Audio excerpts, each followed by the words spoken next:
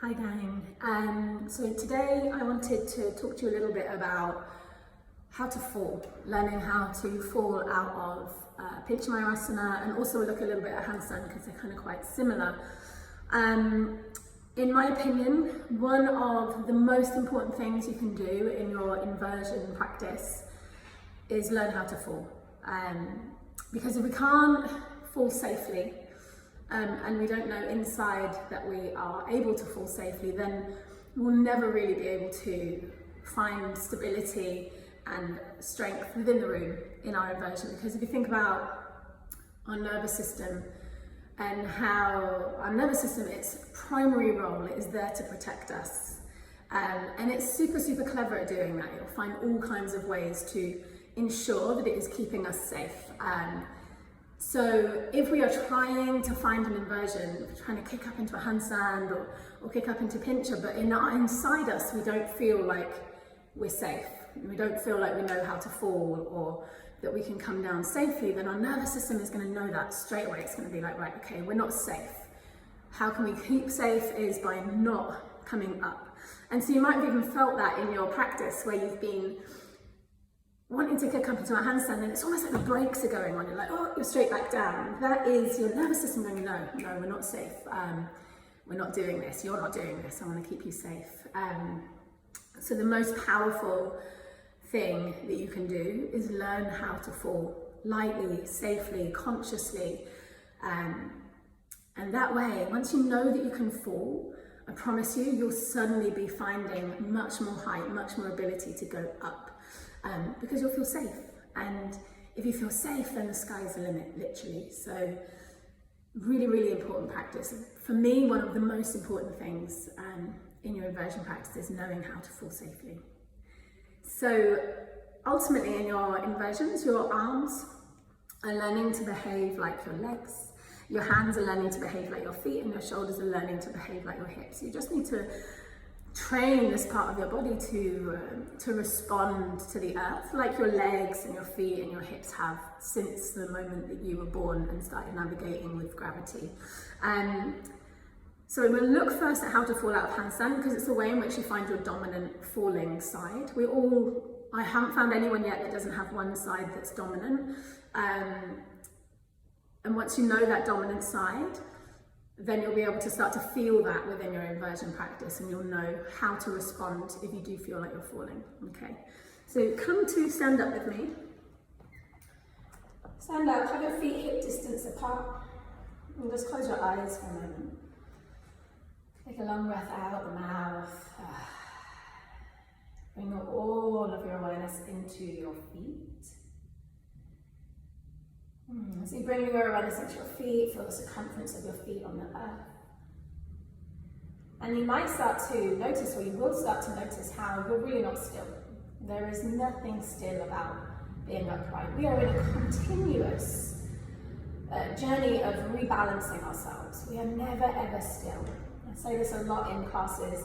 You're never still. There's no such thing as stillness, real life stillness. If you're alive and you're breathing, you're constantly moving and evolving and expanding and contracting. And everything we do is a rebalance. Our inversion practice, it's not holding a line like steady, it's continuously navigating with the oscillations of the nervous system, of the oscillatory patterns of the body. And like I said, our feet, our legs, our hips, our body has got used to standing this way for a lifetime. So we're really proficient in balancing most of the time. But what we're looking to do is when we start to learn to stand on our hands and stand on our forearms, we're looking to train this part of our body to understand and be able to navigate gravity in the same way. And so really start to tune in. You can start to explore, like rock forwards, rock back, and just start to notice what you're feeling, what your toes do, and what your heels do, and how the body kind of lights up in different ways to keep you upright. Nice. Cool. You can blink your eyes open, and all I want you to do now is fall forwards, fall forwards, fall forwards, fall forwards, until a leg catches you. And do that a couple of times. And fall forwards, fall forwards, fall forwards, until a leg catches you. And you'll see, never, ever, ever, ever have I done this exercise and it not be my left leg. Okay, so just notice that for you. If you really let your body just trust it, and it'll always be one leg that catches you. Okay, so checking which leg is it, keep that in your head, ready for your inversion practice. So I'm going to show you in handstand now how it's going to look. But first of all, just bring your hands out in front of you and do the same thing. Fall forwards, fall forwards, fall forwards. As your leg goes, bring your hand forwards. Do this a couple of times. Fall, fall, fall, fall, fall, up. And so this becomes how you fall out of your handstand. So if I'm going to fall out of handstand, my left hand learns to do what my left leg does. So I'll show you what I mean. So as I kick up into my handstand, make sure you can see me. As I kick up into my handstand, I'm going to go over. My left hand comes forwards and brings my feet to the floor. I'm going to show you that a couple of times. Kick up into handstand. Oh, I'm going to go over, and that brings my feet to the floor. So once I learned that, once I was able to fall without fear of kind of going over into an unprepared foot back bend or falling on my head or any of that, then I was able just to practice in the middle of the room without any fear of taking people out in a class or hurting myself. And as soon as I was able to find that, my inversion practice changed, okay? So for handstand, it's a little bit simpler to fall. You just become that dominant leg, arm catches you. There are other ways to fall out of handstand, obviously. For me, this is the safest way. Your feet will always come back to the ground. I'm going to show you another way as well. If you're coming up and you feel like your legs are going over your head, you can throw your chest forwards, and again, that brings your legs down. So that's another way. You can throw your chest through the arms, and that brings your legs down to the floor.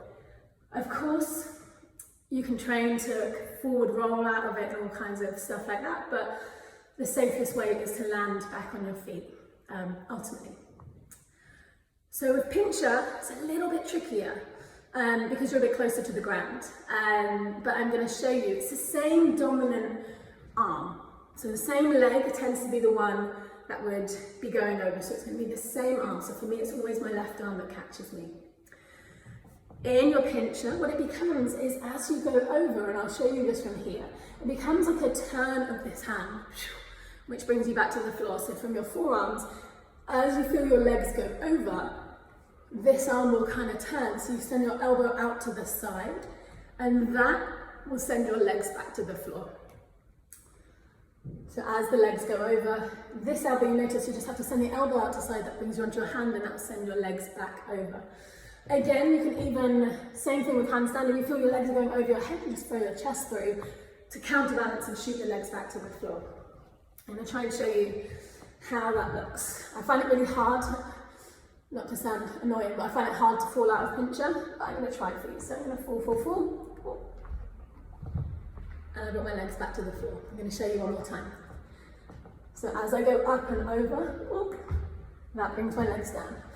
So you can see, as you feel yourself going over, that little switch sends you back to the floor. And if you can land back to the floor, there is no fear. And if there is no fear, your inversion practice will transform because your nervous system will feel nurtured and safe and give you the space that is already there. Okay. I was going to say something else, but it's gone. I'll save it for another video. If you have any questions, I hope this is super helpful. If you have any other questions, give me a shout, write me a message, and I'll speak to you again soon.